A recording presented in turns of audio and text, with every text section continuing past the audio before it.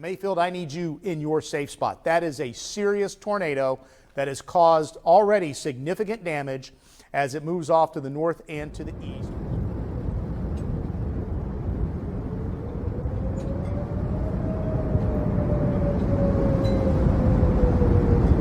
And I think they just updated the tornado warning for, wow, look at that debris ball. It's right over Interstate 69. It's moving into the southeastern side of Mayfield, Kentucky. But we've seen these images, buildings flattened, debris for miles. You're out there on the ground. You're talking to the grieving families impacted by this. How would you characterize the devastation in your town right now? It is utter and total for the most part.